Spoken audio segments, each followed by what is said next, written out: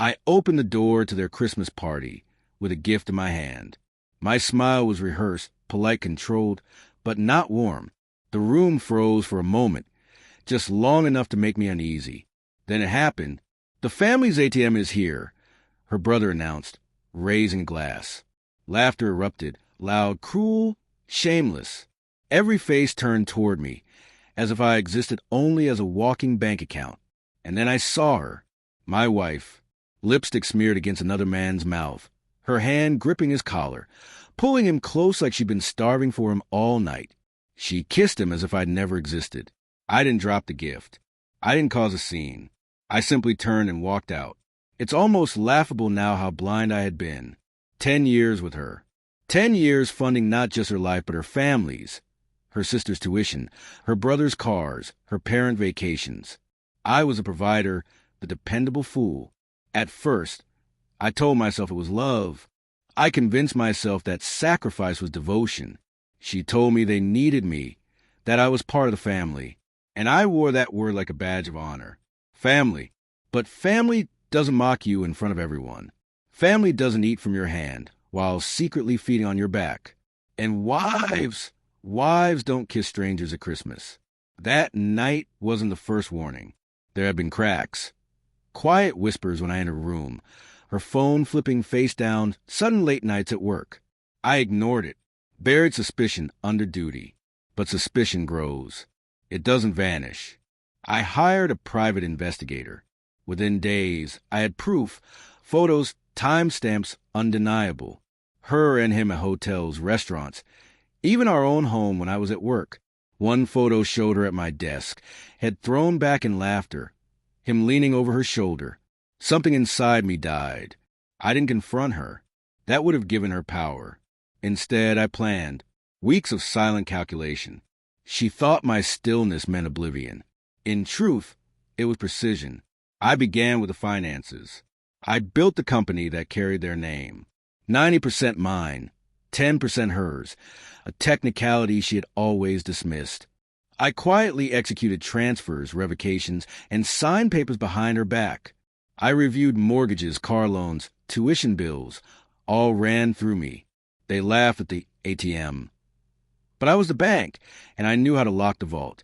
I moved assets carefully, piece by piece, leaving just enough to make them feel secure, so the collapse would be sudden.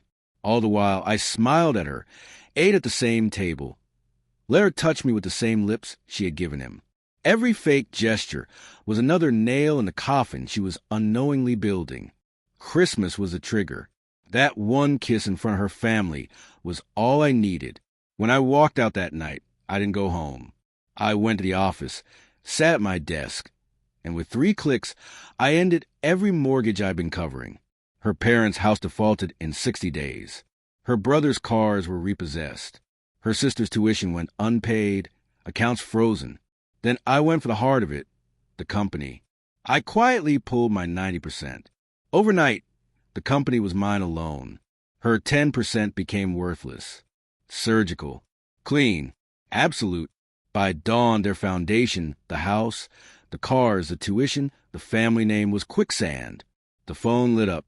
Missed calls, messages. A few at first, then dozens, then hundreds. By noon, 196 missed. Calls blinked on my screen. I didn't answer one. Then came a knock, hard, desperate. I opened the door. There she was. No lipstick, no perfume, only panic. Her eyes red, hair a mess. She reached for me like nothing had happened, like the kiss with him was a dream. "They're calling me nonstop," she stammered. "The bank froze the accounts. The loans, they said payments bounced. And the company, they're saying you pulled out. This has to be a mistake."